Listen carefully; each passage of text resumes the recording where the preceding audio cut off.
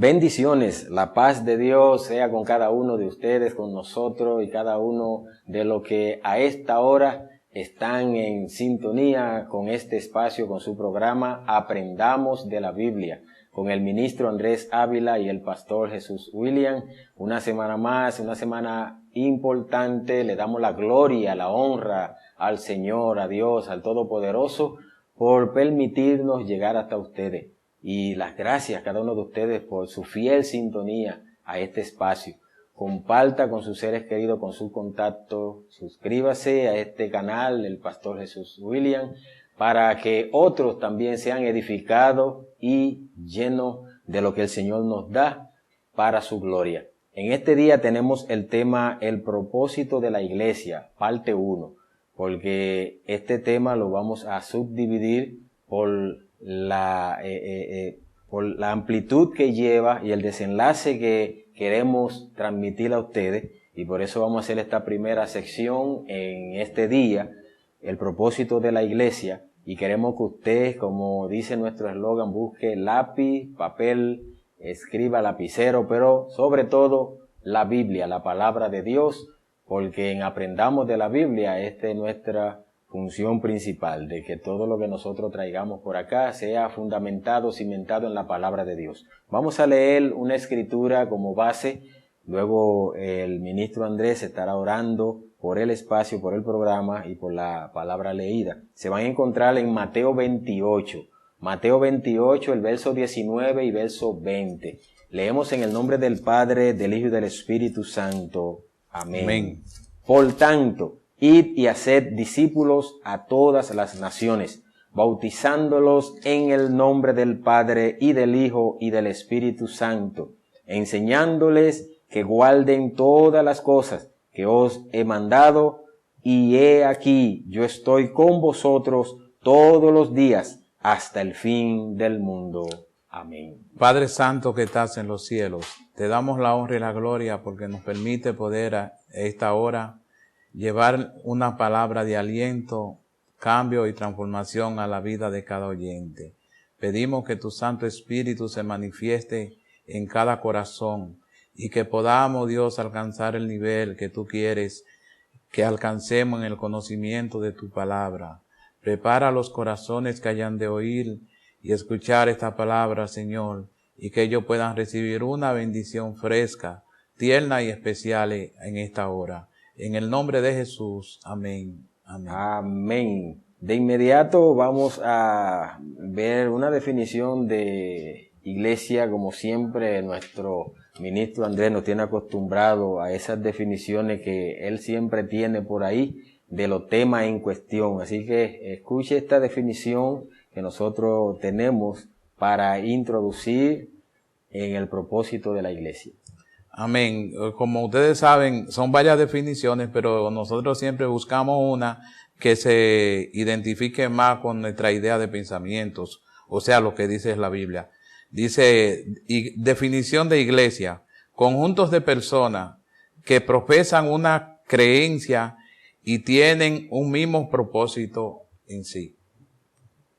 Lo que quiere decir que una iglesia, eso se ha cambiado muchas veces, pero hay un conjunto de personas, o sea, una reunión, una asamblea, que crean una misma cosa, pero que todos trabajen en base a un principio. También no podemos confundir que cuando se abre la iglesia, de la definición de iglesia, estamos hablando de conjuntos de personas, y también, algunas veces llamamos templo, pero se ha determinado que ese es un nombre también genérico. Cuando usted diga, no, que la iglesia de tal sitio, de la profecía y esto, se está refiriendo también a la edificación, pero también en otro concepto se refiere directamente a lo que son la fuente viva de personas que componen esa iglesia. Sí, realmente siempre se oye decir, yo voy para la iglesia. Casi siempre la persona dice, voy para la iglesia, por uso y costumbre, vamos a llamarle así. La gente piensa que la iglesia es el lugar donde nos reunimos. Ese es el templo, esas son las 4 paredes. La iglesia somos nosotros, como dice la definición, seres humanos, común y corriente, personas común y corriente, que nos reunimos con propósito específico. Entonces, eso es muy bueno aclarar esto, porque a veces lo hacemos, a veces yo pongo algunos anuncios para la iglesia. Tenemos reunión en la iglesia a las 5 de la tarde, y yo mismo digo, debo de ponerle templo para ayudar a que la gente se vaya acostumbrando, pero es por el coloquio que nosotros utilizamos en el argot popular cristiano. Pero sí es bueno hacerle específico que la iglesia somos usted y yo, los lavados con la sangre de Cristo a través del globo terráqueo, y que nos reunimos en un lugar común para tomar decisiones, como vamos a hablar de esto, de los propósitos, para nosotros edificarnos, tener comunión unos con otros. Así que la iglesia es usted y soy yo, pero tenemos propósitos comunes, la cual nosotros le vamos a hablar en este tiempo, le vamos a hablar de esos propósitos, aunque no se lo vamos a definir propiamente dicho, pero sí se lo vamos a mencionar, porque ya en el próximo programa vamos a empezar a hablar con detalle uno por uno. Así que esté ahí al pendiente, solamente lo vamos a mencionar. Por ejemplo, son los 5 propósitos que según este gran escritor, Pastor Rick Warren, él escribe en su libro, Una iglesia con propósito. Yo sé que muchos lo han leído, algunos lo han escuchado en audio, etcétera. Y de ahí nosotros estamos basándonos en este estudio de la palabra. Él escribe, y no es menos cierto, él escribe que la iglesia está basada en 5 propósitos que son bíblicos, que estos son adoración, comunión, discipulado, ministerio o servicio y evangelismo. Y más adelante, como le decimos, en otro programa le vamos a definir uno por uno. Nosotros vamos a hablar generalizado de los propósitos de la iglesia, del propósito de la iglesia, y nosotros queremos que usted no se pierda ninguno de estos programas, porque yo sé que serán de gran bendición. Y como le decía a alguien y hablábamos detrás de cámara, nosotros como iglesia de Jesucristo debemos de enseñarle a la gente cuál es su función, cuál es su rol, cuál es su propósito en la tierra, que usted no vino, como dice alguien por ahí, ni por chepa ni por casualidad, que usted no esté en la iglesia para ocupar un asiento. Y cuando nosotros no entremos en lo que tiene que ver con ministerio y demás, le vamos a hablar de ministerios específicos, que a veces nosotros lo tenemos y no nos damos cuenta. Pero hoy no venimos a hablarte de ministerios, sino de los propósitos en general. Así que tú naciste con un propósito, tú estás en el evangelio con un propósito, estás en una congregación con un propósito. Y de eso se trata, que nosotros sepamos que nosotros no somos una casualidad en la tierra. Dios nos creó con propósito eterno. Voy a leer la escritura para que de una vez empecemos a hablar de ella. En Mateo 28, el verso 19 y el verso 20, se lo leemos de nuevo y escúchelo bien. Mateo 28, el verso 19 y verso 20. Por tanto, id y haced discípulos a todas las naciones, bautizándolos en el nombre del Padre y del Hijo y del Espíritu Santo, enseñándoles que guarden todas las cosas que os he mandado. Y he aquí, yo estoy con vosotros todos los días hasta el fin del mundo. Amén. Amén. Díganos, hermano Andrés. Esta escritura de Mateo 28, se denomina como la gran comisión o el gran mandamiento que Jesús le dio. Era importante, antes de Jesús partir, que la iglesia reconociera cuáles serían su función y trabajo en esta tierra. Jesús lo hacía, pero ya como él no iba a estar presente, él necesitaba que la iglesia entendiera para qué había sido edificada en esta tierra. Entonces se supone que si hay una obligación que cumplir, o usted va a sustituir a alguien, es porque se le va a asignar una obligación. Como decía nuestro pastor, él decía que nadie está en el evangelio por chepa o casualidad. Yo creo que algo más que palabra, creo que el Espíritu Santo debes de hablarle al corazón de cada gente en este momento. Estamos en un momento crucial y de gran necesidad para poder entender esta escritura bíblica. Porque cuando yo la analizaba así, abuelo de paloma, como dice, y aquí Jesús dice que Él tiene toda autoridad. O sea, y se supone que usted dice, que yo nunca he sentido predicar, yo nunca he sentido evangelizar, yo nunca he sentido esto. Bueno, aquí no se habla de que usted sienta o no sienta. Aquí Jesús dice, por tanto, un mandato imperativo. Yo le ordeno a ustedes que vayan y hagan discípulos en todas las naciones y bautizándolo en el nombre del Padre, del Hijo y del Espíritu Santo. Es un mandamiento expreso, eso no hay que buscarle muchas interpretaciones bíblicas. Lo que se requiere realmente es entender la responsabilidad de cumplir con esto. Ahora bien, la parte B, el versículo 20, aquí se complica un poco más las cosas, porque podemos saber personas que tengamos buenas intenciones, pero debemos de entender que la Biblia es el manual para nosotros comunicarnos y que de ahí dependen nuestras instrucciones para poder llevarle, enseñar las cosas tal y como Jesús la enseñó o la inspiró o la reveló. En otras palabras dice enseñándoles. O sea, aquí manda que el hermano Juan Pablo como pastor tiene la obligación de enseñarle todas las cosas que Jesús mandó, esté de acuerdo o no esté de acuerdo. Porque hay veces que hay cosas que no me gustan a mí. Hay cosas que yo no entiendo, no estoy de acuerdo. Ahora, yo como un obrero llamado por el Señor, obediente a ese llamado, entonces Jesús dice que era mandado, o sea, no la cosa que yo pueda pensar o que me den resultado en mi humanidad puedan dar. Y dice, y yo estaré con vosotros todos los días hasta el fin del mundo. En otras palabras, si usted no enseña todo el consejo de Dios, Dios no estará presente en todo momento.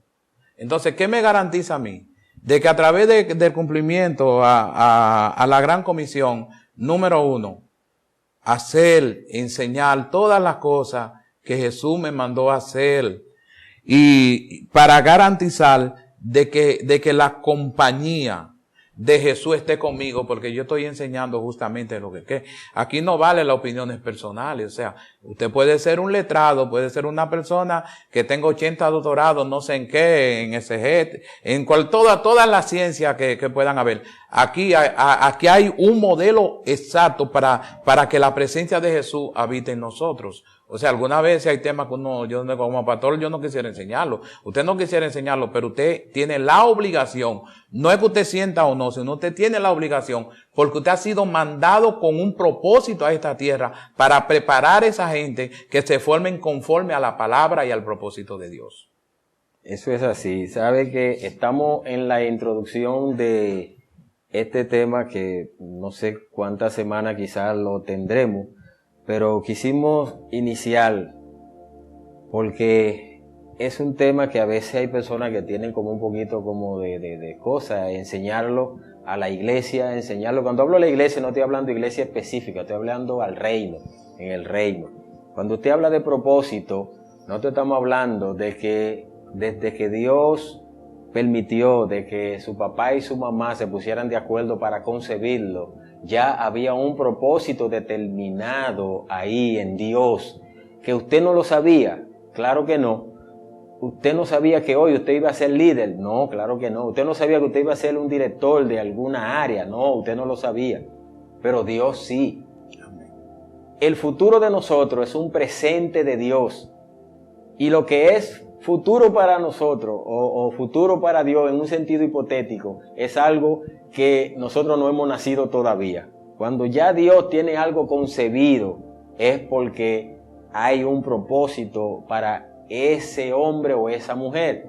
Entonces, la iglesia en este tiempo, el cuerpo de creyentes, debe de entender de que fue creado con un propósito. Así como un niño cuando nace, nosotros le damos leche y se va desarrollando. Asimismo, la iglesia como tal tiene un desarrollo natural. La iglesia tiene un desarrollo que debe de ir viéndose paulatinamente, progresivamente. Entonces, hay un término científico que es el modelo que nos enseñaron en la escuela. Cuando se dice el modelo científico es que todo nace todo crece, todo se reproduce y todo muere. Pero en algún momento hay cosas que nacieron, pero no crecieron. Hay otras que nacieron y crecieron, pero no se desarrollaron o se multiplicaron. Y hay otras que no llegaron a morir, pero fue porque se quedaron en un estado, vamos a llamarle así, anémico, en un estado que no siguió más hacia adelante, no se desarrolló. Y así mismo en algún momento puede pasar en la iglesia, puede pasar en los evangélicos. Hay evangélicos que creen que nacieron en el evangelio o crecieron en el evangelio o se convirtieron a Cristo para solamente estar sentado en un banco y, como dice uno de nuestros pastores, como una langosta, solamente recibiendo lo que le dan, pero ellos no dan nada. Usted no nació en el reino para eso, usted nació con un propósito. Y cuando hablamos de propósito, no estoy hablando que usted nació para ser pastor, para ser evangelista, para ser misionero. No lo estoy hablando de estos dones. Esos son dones que en algún momento alguien lo va a ocupar, pero según el Espíritu le dé. Le estamos hablando de que hay propósito, de que usted debe de desarrollarlo. Como nosotros hablábamos, generalizándolo todo, todos nacimos para adorar. No estamos hablando de pararse en el púlpito a cantar, eso es una cosa. Todos nacimos para adorar porque es una de nuestras funciones como hijos de Dios, como parte del reino, somos adoradores. Y tales adoradores, dice la palabra, que Él busca. No es tales cantantes, no es tales compositores, está diciendo de adoración espontánea, de cuando usted tiene una situación, usted glorifica al Señor, le dice al Señor, aquí estoy, y se postra y hace cuantas cosas. Otra de ellas es la comunión. La comunión es uno de los propósitos. Nosotros nacimos para vivir en comunión, comunicados los unos a los otros. Yo le predico a mi familia, le predico a mis vecinos, eso es comunión, eso es parte de un propósito. Una iglesia, un evangélico que no entiende eso, de que él tiene que comunicarse con sus seres queridos, decirle a sus amigos que Cristo viene, decirle a sus vecinos de que hay un infierno, de que hay una gloria, de que hay una oportunidad para comunicarse con el Señor, para acercarse al Señor. Entonces, eso no hay que ser evangelista para esto. No hay que recibir un ministerio, no hay que ser nombrado. Eso es parte del propósito de una iglesia. Otra de ellas es discipulado. Para usted discipular no tiene que ser nombrado de la oficina, no. Usted lo que tiene es que dar la palabra y buscar a una gente que usted se haga un dueño de esa persona, que usted sea su tutor y usted le ayude a crecer, le ayude a desenvolverse. Eso es parte del propósito de la iglesia. Lo otro es el ministerio, servicio. Servir, para servir usted no tiene que tener. Usted da lo que tiene. Usted puede dar cosas tangibles, pero también puede dar palabras de esperanza a alguien que lo necesite. Eso es parte de las funciones, del propósito que nosotros debemos de entender, enseñar y practicar.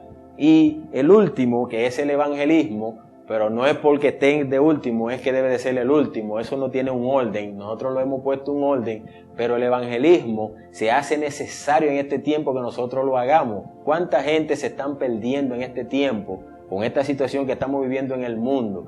Ahora mismo nosotros recibimos una noticia de un amigo de nosotros que murió. No sabemos a ciencia cierta cómo fue, pero aparenta que fue como un ataque cardíaco que le sucedió.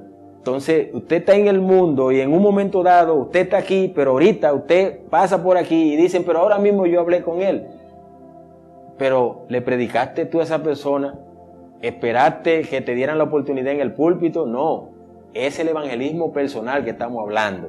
Entonces, esos 5 propósitos son los que nosotros vamos a hablar en lo adelante. Cuando nosotros empecemos a definirlo uno a uno en cada semana, usted verá y se va a colocar de que usted verá de que esos 5 propósitos todo lo podemos hacer. Todos estamos en la capacidad. Si nacimos de nuevo, si estamos en el evangelio y sabemos que somos de Cristo, el ADN de Cristo se impregna en nosotros, y nosotros, como dice esta escritura, 19 y el 20, que lo habla los 5 ministerios ahí, que en la próxima entrega nosotros lo vamos a definir uno por uno de cada uno de ellos. Usted verá cómo usted se va a identificar, va a decir, es verdad que yo no estoy discipulando, es verdad que yo no estoy evangelizando, es verdad que no estoy adorando como debo de hacerlo. Adoro cuando estoy en buena, pero no adoro cuando tengo una situación. En todo tiempo. Entonces, evangelizo, como decía el ministro Andrés ahorita, si siento ir a evangelizar, si siento ir al hospital, si siento ir a la cárcel, no es si usted siente, es que es una ordenanza. Por eso dice, por tanto, id y haced. Esos son dos órdenes, id y haced, son imperativos. Eso se le llama imperativo en la gramática española. Son imperativos. Un imperativo es cuando alguien le dice sí o sí. No es que le pone dos opciones, de que sí o no, como a veces nos ponen en contesta. Contesta sí o no. Respuesta corta, sí o no. No, en este es contesta sí o sí. Por tanto, un mandato irrevocable. Claro, irrevocable. Entonces es una de las cosas que nosotros debemos de entender como evangélicos, como cristianos, de que hay un propósito eterno para nosotros. Y si la iglesia no cumple ese propósito, en algún momento la iglesia va a ser, ¿cómo que le decimos nosotros a eso? Cuando hay muchachos que tienen la cabeza grande, un fenómeno. Sí. Usted no puede desarrollarse más en uno que en otro. Es verdad que en algún momento hay personas que tienen como esa gracia en algunas cosas, sí, pero en estos 5 propósitos, la iglesia como tal debe de manifestarlo los 5. Si lo manifiesta los 5, si trabaja en ello, verá el crecimiento automático. Como yo le decía, un niño cuando nace, en automático él va a crecer si no hay una enfermedad. Pero si hay una enfermedad, hermano Andrés, lamentablemente, hay algo. Ahí es que nosotros tenemos problemas en la cuestión de, hay muchas cosas que debemos de hablar, pero cuando un cuerpo está enfermo no puede operar físicamente, todos los órganos no van a trabajar adecuadamente. Entonces, si yo estoy sano totalmente, yo entiendo de que estoy apto para una función y que la voy a cumplir satisfactoriamente. Ahora bien, cuando una iglesia está pasando por procesos difíciles, no es tan fácil uno descubrir las enfermedades que pueda tener. Por eso es que dice, aquí presenta un mandato, o sea, aunque hay un mandato, pero también presenta una constitución, enseñándoles que guarden todas las cosas. Ahora yo pregunto, después de usted haber descubierto cuáles son los elementos que produjeron esa enfermedad, los gérmenes, y usted no tiene la capacidad para descubrirlo, pero ya sabe que algo está malo. Porque usted puede saber que hay algo que su cuerpo no funciona adecuadamente y usted está orando o ayunando y todas las cosas, pero usted no se ha llegado donde una persona que lo ayude a descubrir cuáles son los elementos que están impidiendo de que su iglesia esté enferma. Porque yo no puedo quizás diagnosticar una enfermedad de cáncer, pero si yo voy donde un especialista de esa materia va a descubrir. Y en realidad todos los enseñadores y todo lo que tienen que ver con el bienestar, para que la iglesia alcance el bienestar, es de buena intención. No es condenando a nadie, no hacer una evaluación de los fracasos de nadie. Nosotros no estamos aquí para determinar lo que sí queremos. Y sí este programa se ha planteado es que el pueblo que conoció a Dios, número 1, use todas las herramientas que Dios le ha facilitado. Y número 2, que crea que Él puede hacerlo, lograrlo. ¿Entiende? Y es una responsabilidad que usted tiene, no es opcional. Entonces yo digo, Dios que nos ayude en esta parte, porque para esto hay que tener una convicción profunda de una buena relación con Dios.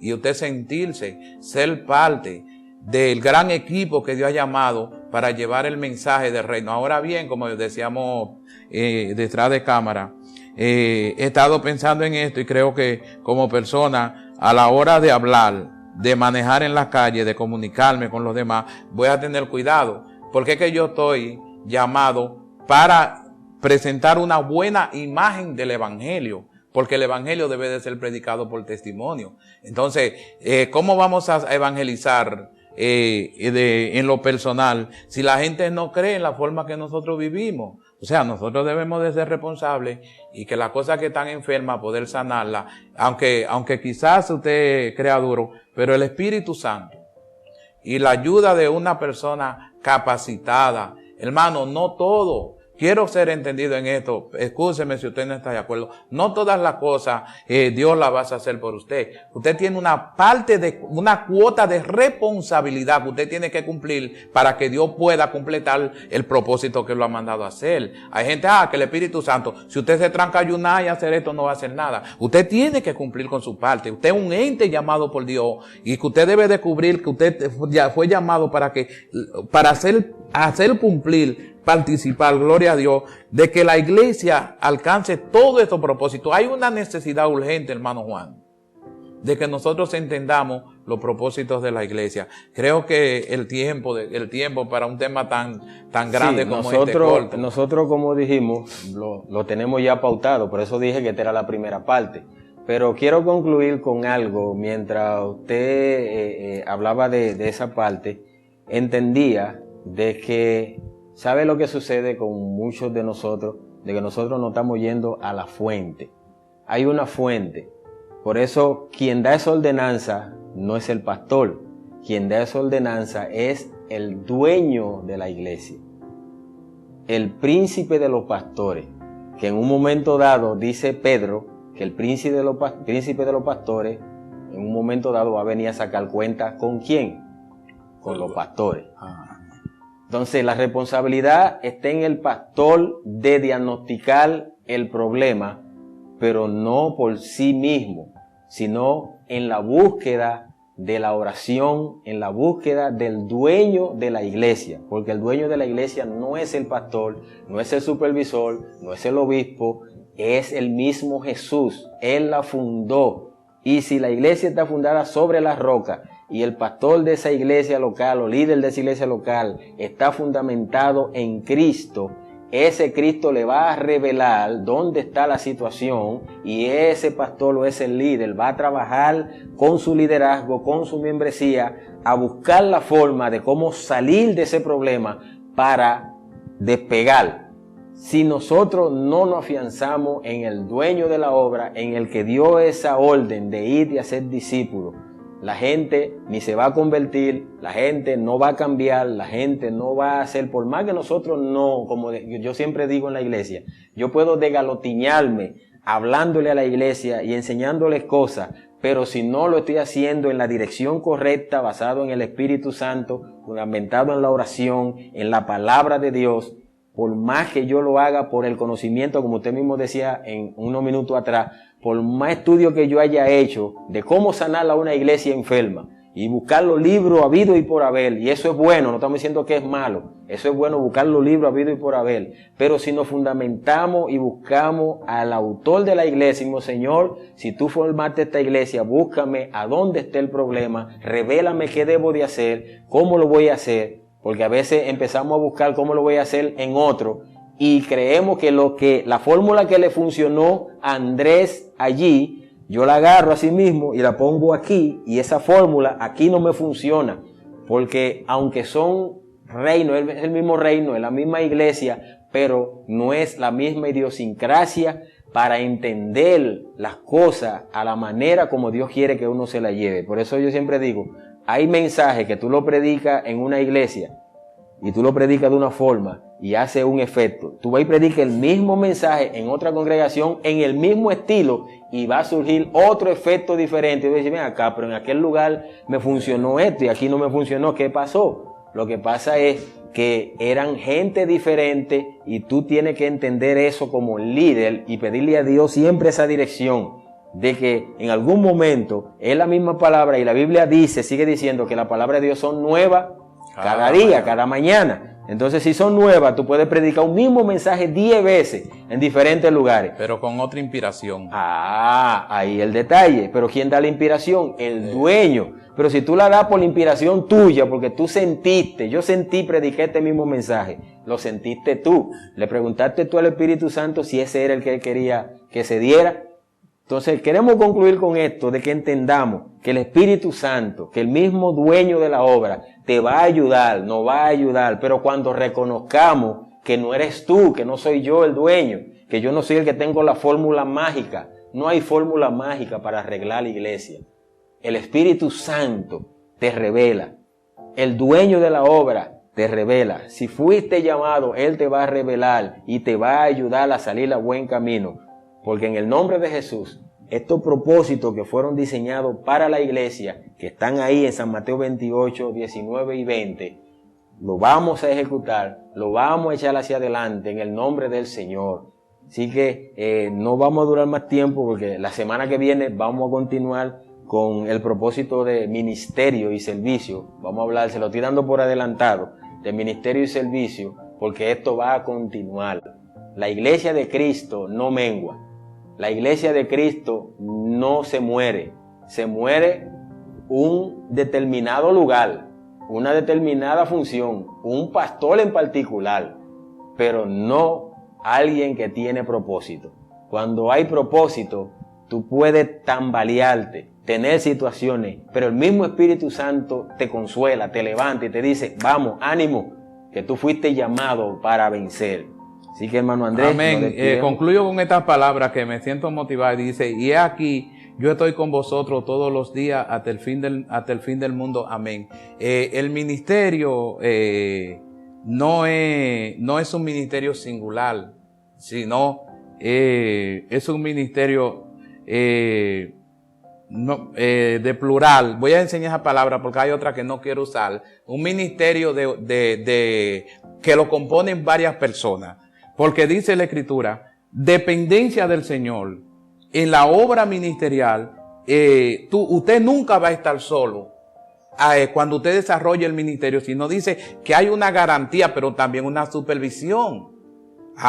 Dice que si Jesús está contigo todos los días, es porque Él está vigilando y tomando nota de lo que tú estás haciendo. Si lo estás haciendo correcto o no, y también de tu necesidad y cuáles son las intenciones internas. Entonces dice que este no es un ministerio del caballo solitario, del llanero solitario, de que tú allá y a cabo tener todos los resultados. No, es que se necesita. Yo quiero que en esta tarde, en este momento, nosotros entendamos que sin Jesucristo participando en la obra, no vamos a llegar muy lejos. Amén. Dios les bendiga. Será hasta la próxima semana. La paz de Dios sea con cada uno de ustedes. Aprendamos de la Biblia. Suscríbete. Amén. Bendiciones.